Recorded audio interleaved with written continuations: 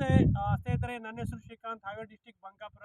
ನಾನಿವತ್ತು ಹೋತನಹಳ್ಳಿ ಗ್ರಾಮದ ವಿರೂಪಾಕ್ಷ ನೆಲ್ಲಿಬೀಡು ಅವರ ಮಗ ಬಸವರಾಜ್ ವಿರೂಪಾಕ್ಷಪ್ಪ ನೆಲ್ಲಿಬೀಡು ಅವರ ಹೊಲದಲ್ಲಿದ್ದೀನಿ. ಸೊ ಅವರಿಗೆ ನಾವು ಗೋವಿನ ಜೋಳಕ್ಕೆ ಆಕ್ಟಿವ್ ಮ್ಯಾಕ್ಸನ್ನು ಬೀಜೋಪಚಾರಕ್ಕೆ ಕೊಟ್ಟಿದ್ವಿ. ಸೊ ಈ ಭಾಗದಿಂದ ಅವರು ಬೀಜೋಪಚಾರ ಮಾಡಿ ಸೊ ಅವರು ಬಿತ್ತಿದ್ದಾರೆ. ಈ ಕಡೆ ಭಾಗ ಬೀಜೋಪಚಾರ ಮಾಡಿಲ್ಲ. ಸೊ ಅವರು ಎಕ್ಸಾಂಪಲ್ ರಿಸಲ್ಟ್ನ ನೋಡ್ಲಿಕ್ಕಂತೋಸ್ಕರ ಇದನ್ನು ಸೊ ಈ ರೀತಿ ಒಂದು ಬಿತ್ತಿರೋದು.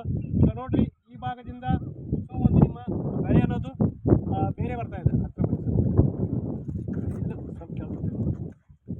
ನೋಡಿ, ಇದು ಈ ಕಡೆ ಭಾಗದಿಂದ ಸೊ ಬೇರೆನೇ ಬರ್ತಾ ಇದೆ. ಈ ಕಡೆ ಭಾಗದಿಂದ ಸೊ ಇಲ್ಲಿ ಗ್ರೋತ್ ಅನ್ನೋದು ಎರಡು ಸೇಮ್ ಒಂದೇ ದಿನ ಬಿತ್ತಿರೋವಂಥದ್ದು.